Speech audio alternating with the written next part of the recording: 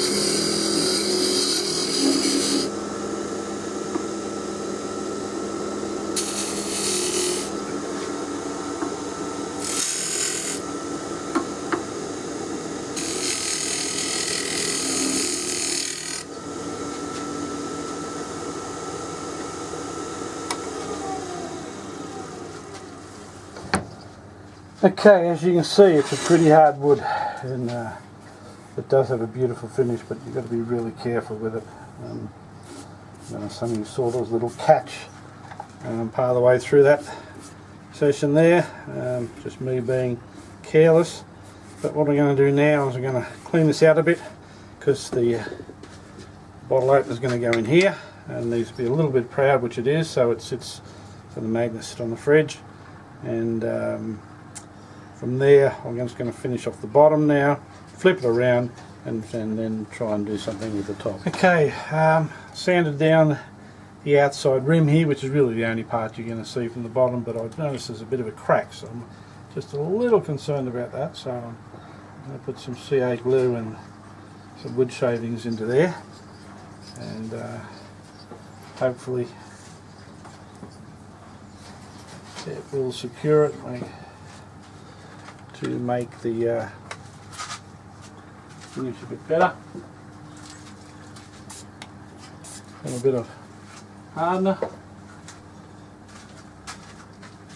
Let it harden for a while, and then I will come back and finish it off. Next thing I'll show you is the first type of finish we're going to put on this. Okay, the CA glue has done what it's supposed to do. I'll finish that bit off when we turn it around, but right now I just want to finish the rim and get a chance to turn around. So Yorkshire grit, beautiful, beautiful stuff for finishing. Just give a little bit around the edge here, not a great deal, and in a minute you're going to see how good this Gidgee actually looks when it comes to a nice finish.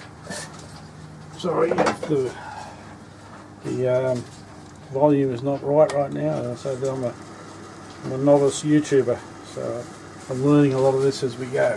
So with the Yorkshire grit, you just apply it and you can feel it, it's rough. You can feel the actual grit doing its job, and you just keep that going for a little while until it goes smoother. And after a while you can turn the speed up a bit.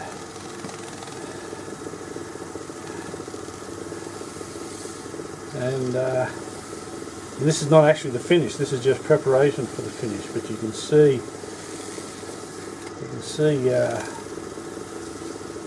how good the Gidgee responds to any sort of sanding and finishing and preparation. It really is a beautiful, beautiful hardwood. Okay, so what I'm going to finish this with is a bit of good old glow juice. It was first brought to my attention by Captain Eddie Castro in the US, and for those of you who haven't seen it, it's worthwhile certainly having a look at the video that the captain put together there. It's a homemade mixture. It's still probably one of the best finishes I think I've ever come across, and it gives a beautiful, beautiful shine to this stuff. So without much further ado, put some around the outside here, get the lathe going, and start to get this finish working.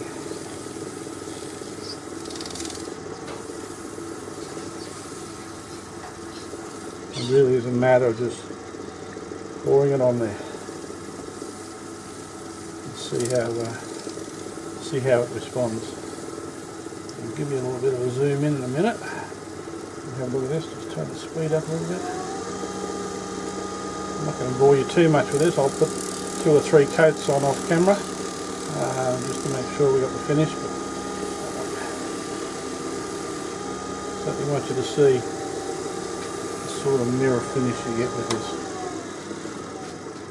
Okay, just going to zoom in a little bit now. Oh, that's out, and hopefully you can see that, but it's got a beautiful, beautiful, smooth, hard finish on there.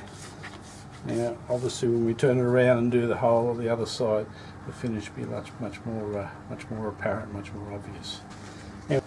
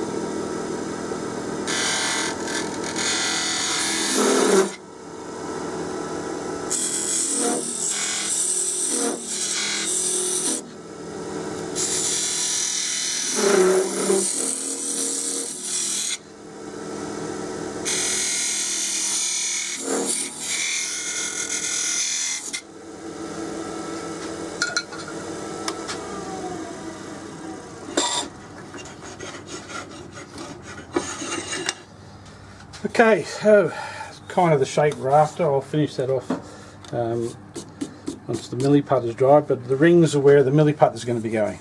And Milliput is a beautiful hard resin type putty, I guess it is, which I'm going to have to mix up now. I'm not sure what colours I'll put in there, but I have to leave it overnight. So I won't bore you with how that goes in. You'll see the finished, what it looks like tomorrow when it's hardened, and we'll get back to it. But I'm going to leave it on the chuck, so all I've got to do is screw it back on and finish it off, and then we'll finish it off tomorrow.